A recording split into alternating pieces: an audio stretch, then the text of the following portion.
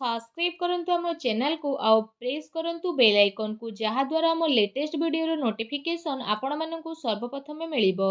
नमस्कार बंधुगण, ओम नमः शिवाय। स्वागत आपण मानकु आम यूट्यूब चैनल को।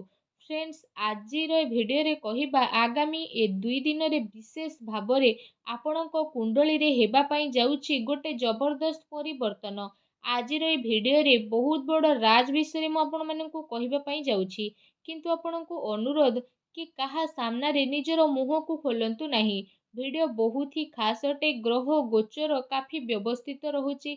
एहार प्रभाव आपणकर व्यापारिक जीवन, चाकरी दृष्टि रे, पारिवारिक दृष्टिकोण रु, विद्यार्थीଙ୍କ ପାଇଁ, प्रेमी जनଙ୍କ ପାଇଁ, बेरोजगारଙ୍କ ପାଇଁ ए समय किपरि रहिबो, केउ केउ जिनिस रे आपणको ध्यान रखिबार आवश्यकता रहिछि, कोन सावधानता रहिबाकू पड़िबो, ए सबूर विस्तृत इनफॉरमेशन आमे आपण मानकु कहिबु। ग्रह गोचर आधार रे कहिबु कि आपण मानकु विस्तार पूर्वक भाबे कहिबु कि वीडियो को आरंभ रु पूरा शेष पर्यंत देखंतु।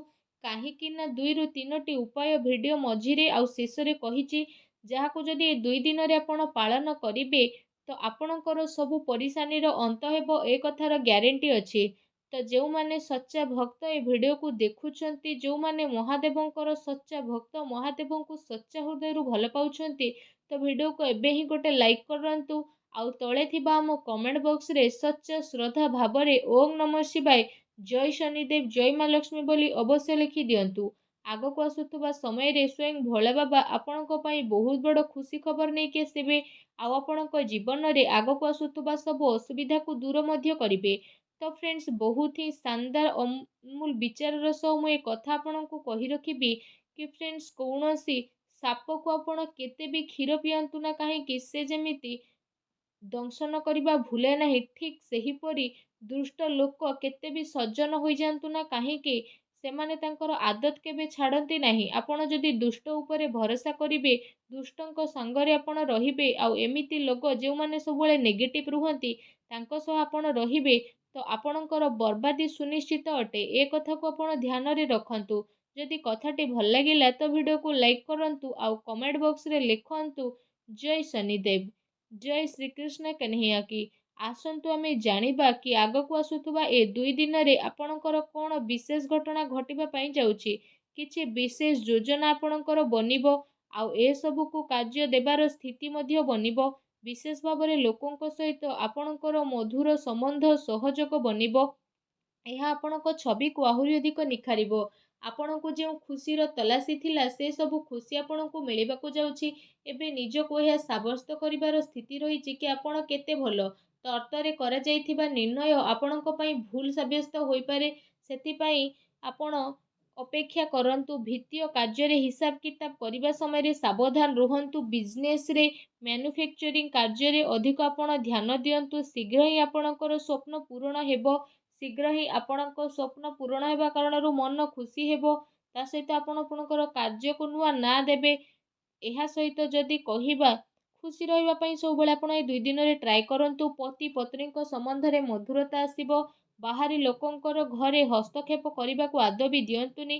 प्रेम संबंध कारण मानहानि समस्या मध्य बनुछि। ए दिन रे एमिति किछि लोकंक सह साक्षात हेबो जे आगकू जाई आपणको पई बहुत लाभदायक साब्यस्त हेबो। व्यस्तता कारण आपण आपणकर व्यक्तिगत कारण पई समय बाहर करिवे। विद्यार्थीଙ୍କ पई स्कूल बा कॉलेज रो गतिविधि रे योगदान नेबार मौका मध्य प्राप्त हेबो। भूल कार्य रे पैसा आदु लगांतु नहीं। भाभी चिंती काम करबा पई ट्राई करंतु, कारण ए कारणरू महत्वपूर्ण कार्य आपणकर हाथरू बाहरी पारे। बैंकिंग तथा निवेश संबंधित कार्य न हेबा कारणरू मन रे चिड़चिड़ापण आसीबो। कार्य क्षेत्र रे जो लाभ हासिल करबा पई चाहूथिले ताको पाइबा पई पूरा सिद्धतर सह आपण काम करिवे। सफलता आपणको मिलिबो। काम करिबार बदला परिवर्तन मध्य आपणको पई आसुची। एहा आपणको पई फायदा मान हेबो। प्रभावशाली लोकंक सह संपर्क करिवे। पारिवारिक संबंध मधुर रहिबो। प्रेम संबंध रे आपणकर घनिष्ठता आसीबो। चिंताजनक स्थिति रे दूरता बनेकी रखंतु। मुंड बिंधा सर्वाइकल प्रोब्लेम आपणको विशेष भाव में देखा मिलिबो। दिनर आरंभ ही निजर खास कार्य करने आपण ट्राई करंतु। ए समय रे परिवार सह जड़ित कौनसी महत्वपूर्ण फैसला नेबाकू पड़ी पारे, जहाँ सकारात्मक साब्यस्त हेबो। कौनसी खास संपर्क द्वारा आपणको उपहार स्वरूप ମନପସନ୍ଦର ବସ୍ତୁ ମିଳିବ। ଜରୁରତ ଠାରୁ ଅଧିକ ଜିମ୍ମେଦାରୀ ନିଅନ୍ତୁନି। ଦ୍ୱିପ୍ରହର ପରେ କୌଣସି ଅପ୍ରିୟ ସମାଚାର ମିଳିବା କାରଣରୁ ଘରେ ଉଦାସ ଦେଖା ଦେଇପାରେ। ଏ ସମୟରେ ମନୋବଳ ମଜବୁତ ରଖିବାର ଅତି ଆବଶ୍ୟକତା ରହିଛି। କୌଣସି ପଲିସିରେ ନିବେଶ କରିବାର ସମୟ ବନୁଛି। ବିଜନେସରେ ଯଦି କହିବା ସ୍ଥିତି ଆପଣଙ୍କ ପାଇଁ ବହୁତ ଭଲ ରହିବ। ମହିଳାମାନେ ବିଶେଷ ଭାବରେ ନିଜର ବ୍ୟବସାୟ ପ୍ରତି ଅଧିକ ସଜାଗ ରହିବେ ଆଉ ସଫଳତା ଆପଣଙ୍କୁ ପ୍ରାପ୍ତ ହେବ। ଆପଣଙ୍କୁ କଠିନ ବ୍ୟବସାୟ କାରଣରୁ କାର୍ଯ୍ୟ କ୍ଷେତ୍ରରେ ଆପଣଙ୍କୁ ବଡ଼ ପରିବର୍ତ୍ତନ ଦେଖାଦେବ। ତା ସହିତ ପତି ପତ୍ନୀଙ୍କ ସମ୍ବନ୍ଧ ମଧୁର ରହିବ ତଥା ଆପଣଙ୍କ ଜୀବନରେ ବଡ଼ ଧରଣର ପରିବର୍ତ୍ତନ ଆସିବ। କିନ୍ତୁ ଧ୍ୟାନ ରଖନ୍ତୁ ପ୍ରେମ ସମ୍ବନ୍ଧର ସ୍ଥିତି ଆପଣଙ୍କ ଘରର ସ୍ଥିତିକୁ ଖରାପ ନ କରୁ। କୌଣସି ଖାସ୍ କାର୍ଯ୍ୟ ଆପଣଙ୍କର ସମ୍ପନ୍ନ ହେବ ଆଉ ଅନୁଭବୀ ଲୋକଙ୍କର ମାର୍ଗଦର୍ଶନ କୌଣସି ମୁସ୍କିଲ ସ୍ଥିତିରୁ ଆପଣଙ୍କୁ ସୁଧାରିବ। କୌଣସି ପୂର୍ବ ଯୋଜନାକୁ ସୁଲଝେଇବା ପାଇଁ ସମୟ ବହୁତ ଭଲ ଅଟେ। ଘରର ବଡ଼ ଲୋକଙ୍କର ଆଶୀର୍ବାଦ ଆଉ ସହଯୋଗ ଆପଣଙ୍କର ବନି ରହିବ। ନିଜ ବ୍ୟକ୍ତିଗତ କାର୍ଯ୍ୟକୁ ନଜରଅନ୍ଦାଜ କରି ଅନ୍ୟକୁ ଟାଇମ୍ ସ୍ପେଣ୍ଡ କରିବାକୁ ଦିଅନ୍ତୁ, ଯାହାଦ୍ୱାରା ନକାରାତ୍ମକ ପ୍ରଭାବ ଆପଣଙ୍କ କାମ ଉପରେ ପଡ଼ିବ। କୌଣସି ନା କୌଣସି ବାଦ ବିବାଦ ସ୍ଥିତିଠାରୁ ଦୂରେଇ ରୁହନ୍ତୁ, କାହିଁକି ନା ଏହା ଦ୍ୱାରା ଆପଣଙ୍କର ବ୍ୟକ୍ତିଗତ କାର୍ଯ୍ୟରେ ବ୍ୟବଧାନ ମଧ୍ୟ ଆସିପାରେ। ତା ସହିତ ବ୍ୟବସାୟ ସମ୍ବନ୍ଧିତ କୌଣସି ମହତ୍ତ୍ୱପୂର୍ଣ୍ଣ ସୂଚନା ମଧ୍ୟ ଏ ସମୟରେ ଆପଣଙ୍କୁ ବିଶେଷ ଭାବରେ ମିଳିପାରେ।